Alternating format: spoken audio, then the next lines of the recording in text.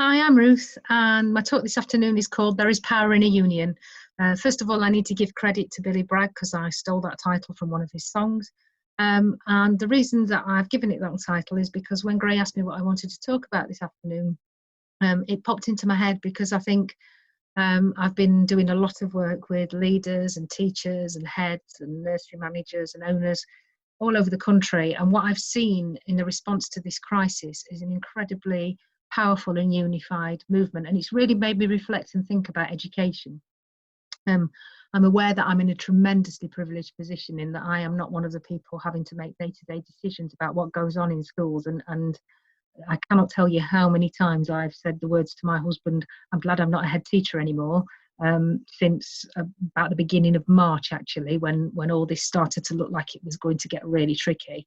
And one of the things I want to say is thank you to anybody who's had to make these really tricky decisions. Thank you for the work that you've done. And for any of you going out there onto the front line and looking after key worker children, thank you. We do appreciate that. I certainly do. And for those of you who can't do that, but who are staying at home and setting content for children, thank you. It's really made me think. I've watched and I've supported and I've tried to do my best, but I've also seen people really stepping up and putting ideological differences to one side and pedagogical differences to one side and really coming together to say, what do we need to do for our children and our families and how can we make it work? And often in the face of some really poor organisation and planning from other areas. So I take my hat off to you. I am not going to mention school meals. Oh, I just did. But we'll leave it there. Enough said, but well done. So it really has made me think and reflect. And it showed me how powerful the sector is. And I've always known, because I've worked in education now for nearly 30 years, I've always known that people who work in education are driven by a strong moral purpose. They do what they do because they want to make a difference to children and their families. But I don't think there's ever been a situation which has illustrated this better. And I think that finally people who perhaps were a bit dismissive of the role of schools in society and the role of nurseries and the role of childminders are coming to realise that you are key workers, and without you, not just education, but lots of other things stop as well. Schools really are the hub and the heart, and nurseries really are the hub and the heart of their communities. And that's really come to the fore for me. So I suppose what I wanted to do this afternoon was reflect on that and to think about how do we harness that, what has been a really terrible situation, and say, let's turn this into something positive. How do we harness that really unified feeling and use that to go forward and shape education? So I'm going to keep it short and sweet. And I'm going to pose a few questions, and I'd really welcome your thoughts, and I'd like to respond to those on Twitter. I suppose one of the things I want to think about is, do we have to worry about falling behind? I have a very particular view on that, which is that we've all pressed the pause button, and so who are we worrying about being behind? What do we need to think about when we do finally think about transitioning back to school? And I'm not just talking about the logistics of the how, but also things like well-being, managing trauma, supporting people to deal with what has been a really unique and traumatic situation.